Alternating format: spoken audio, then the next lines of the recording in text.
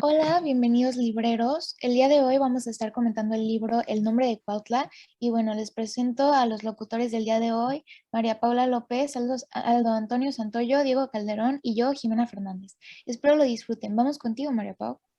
Muchas gracias, Jime. Y el tema central de este libro que vamos a comentar el día de hoy es la patria, principalmente la búsqueda de ella por parte de Bruno, nuestro personaje principal, ya que al llegar él por primera vez al pueblo, no se identificaba con el ideal de ningún país.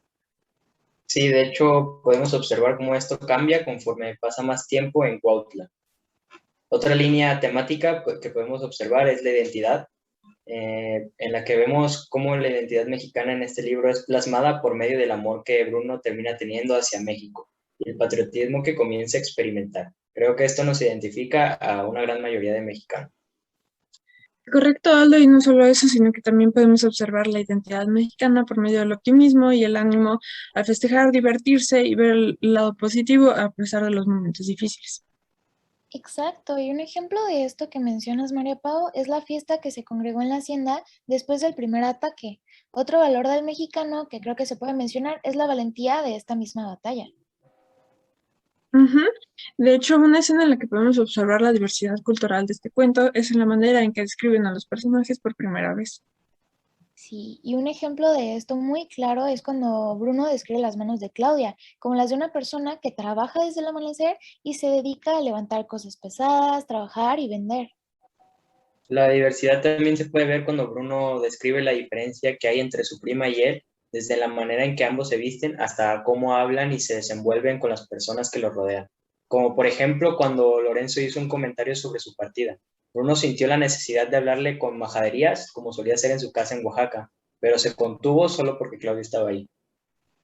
Otra línea temática que podemos observar en esta historia es la de las regiones. Y bueno, aquí podemos ver distintas regiones del país y cómo cada una de ellas es clave para que se desarrolle la historia y cómo se relaciona con la patria. Y bueno, la primera región, y yo creo que es la más importante, es Cuautla de Amilpas, que es un lugar pequeño en el que todos tienen un sentido de patriotismo y la razón principal por la que ofrecen su ayuda al general Morelos. Y también es de gran importancia por su cercanía con Puebla y la Ciudad de México, ambos puntos estratégicos para la causa insurgente.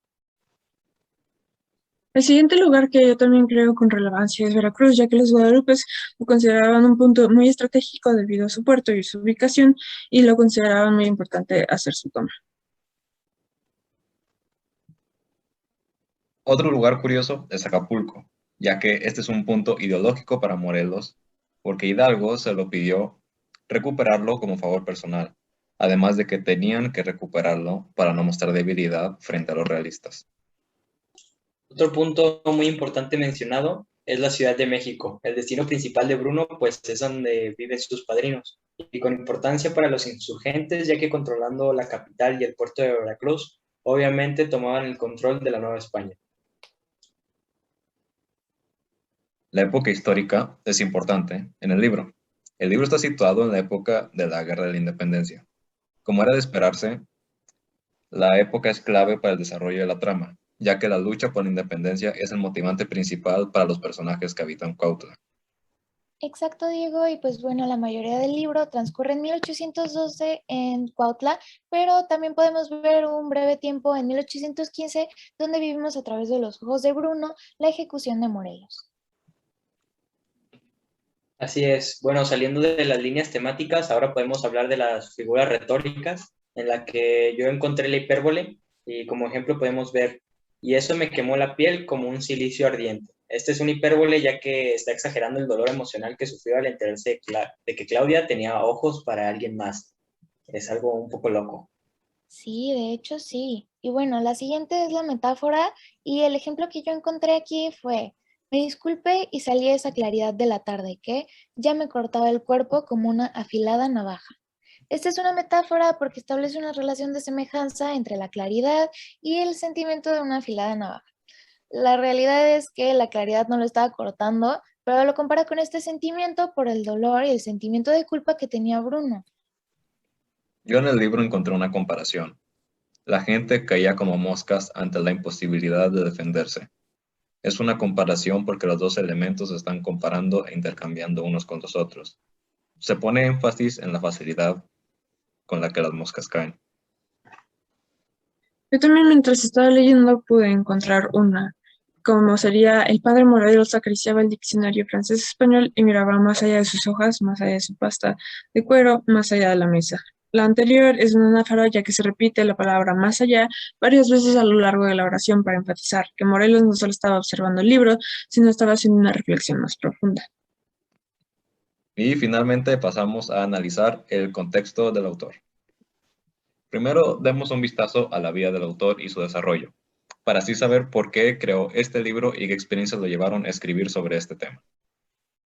Antonio Malpica, el autor, nació en la Ciudad de México, en el DF, en 1967, por lo que en el momento de escribir el nombre de Cautla ya tenía 38 años, todos vividos en México.